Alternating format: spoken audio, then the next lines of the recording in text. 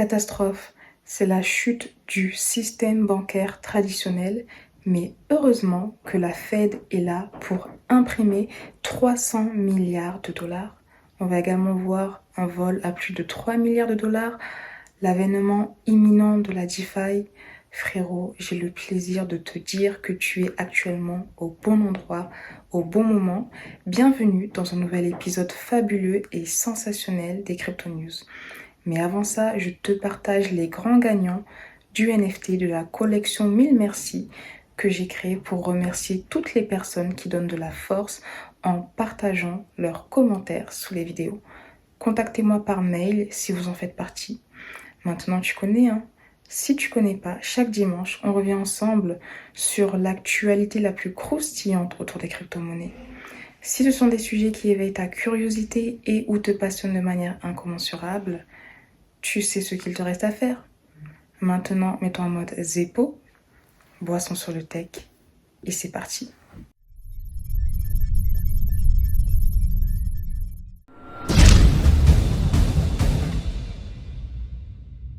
Revenons de suite sur l'affaire FTX, parce que là, il s'est passé encore des dingueries.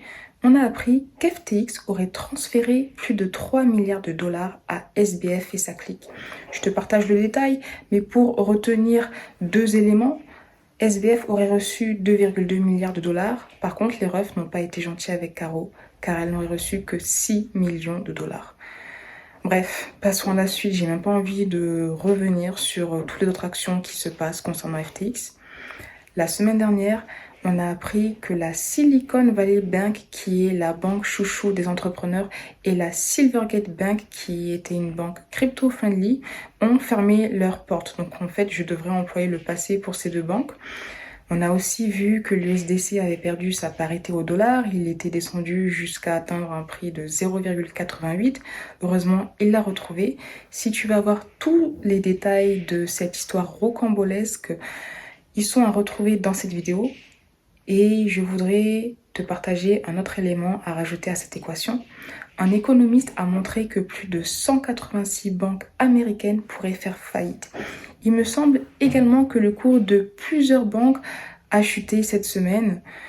Par contre, la bonne nouvelle, c'est que la Fed et le Trésor public ont décidé de créer un programme d'urgence pour garantir les dépôts que les clients avaient fait chez Silicon Valley, mais aussi chez Signature Bank. Signature Bank, je t'en parle juste après. Avant ça, il faut savoir que la Fed a imprimé 300 milliards de dollars en une semaine pour permettre aux déposants de récupérer leur argent dans leur intégralité.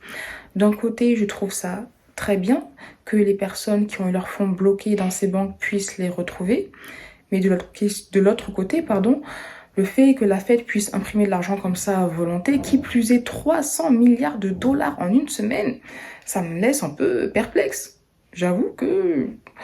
Partage-moi tes retours, hein. Parfois je préfère me taire, mais bon, c'est assez particulier. Revenons maintenant sur Signature Bank. Signature Bank, c'est une autre banque crypto-friendly qui a dû fermer ses portes, mais encore une fois, il y a quelques zones d'ombre. Déjà, on peut dire que Signature Bank, c'est désormais la 3e plus grande faillite bancaire de l'histoire aux États-Unis. Et ce qui se passe ces dernières semaines, c'est des trucs de ouf. J'en perds mes mots. En tout cas, on a l'impression qu'on fait face à un effet domino.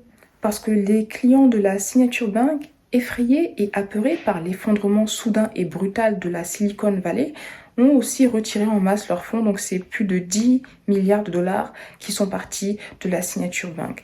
Mais heureusement que les régulateurs sont sur le coup, comme je l'avais dit juste avant.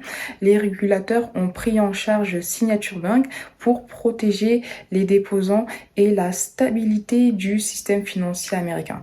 Après, je ne sais pas si le fait d'imprimer 300 milliards de dollars en une semaine, ça va contribuer à la stabilité du système financier américain. Mais bon, ça peut être une manière de voir les choses. J'attends ton retour en commentaire. Revenons maintenant sur les autres faits assez mystérieux. Il y a un membre du conseil d'administration de Signature Bank qui a déclaré que les régulateurs voulaient envoyer un message anti-crypto. En fait, la Signature Bank n'avait pas de raison de fermer ses portes, mais elle a dû le faire parce que les régulateurs voulaient mettre des bâtons dans les roues dans le développement de la crypto. Suite à cela, il y a le camp adverse qui a rétorqué en affirmant que la décision de reprendre la signature bank n'était pas du tout reliée aux activités crypto, mais au manque de données fiables et cohérentes que la banque n'arrivait pas à apporter, selon elle. Il y a également un rapport de Reuters qui a annoncé que la FDIC avait contraint tout acheteur de la signature bank d'arrêter les activités crypto reliées à celle-ci. Cette information a été démentie par la FDIC elle-même, on ne sait plus où donner de la tête. Mais bon, ce qui me fait assez rire quand même, c'est que factuellement parlant, ces faillites n'ont rien à voir avec la crypto. Au contraire, elles soulignent les vulnérabilités du système bancaire. Et on a également pu voir une hausse des coûts reliés aux cryptos, comme si les personnes voyant tous les risques reliés aux banques décident de se replier vers les cryptos. Si c'est la raison, c'est une très très bonne nouvelle. Dans tous les cas, nous, si on est dans les cryptos, c'est parce qu'on sait que la crypto est la solution. Autre bonne nouvelle qui est malheureusement passée inaperçue face à toutes ces faillites, c'est qu'il y a le géant Fidelity qui a finalement lancé sa plateforme Fidelity Crypto. Elle est disponible et elle permet à des millions d'utilisateurs d'acheter et d'échanger du Bitcoin et de l'Ether sans commission. En plus de ça, on sait qu'ils avaient fait des demandes de marques dans le métaverse, donc potentiel développement vers cette direction, affaire à suivre. En tout cas, c'est très très bullish.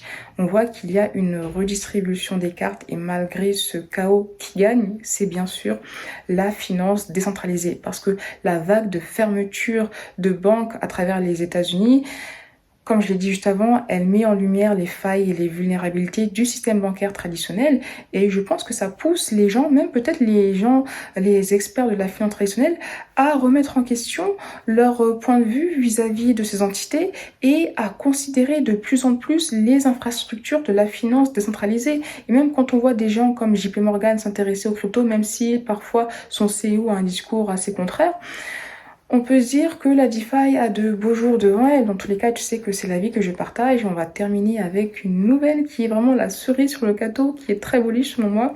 Microsoft travaillerait apparemment sur l'intégration d'un portefeuille Web3 qui supporterait donc les cryptos et les NFT sur leur navigateur web Edge. Ça, c'est bullish. L'adoption massive, frérot, c'est que le début. Et même si, encore une fois, même si j'ai une euphorie quant au développement de la DeFi, je suis consciente que tout n'est pas rose, il y a encore quelques zones d'ombre, c'est encore un univers très risqué, parce que dans la partie 1, on avait vu qu'il y avait la plateforme Euler Finance qui avait été victime d'un hack à près de 200 millions de dollars. D'ailleurs, il me semble que ce hack fait partie des plus grands hacks DeFi que la crypto ait connu. Dans tous les cas, si je retrouve l'info, je te mets la capture d'écran.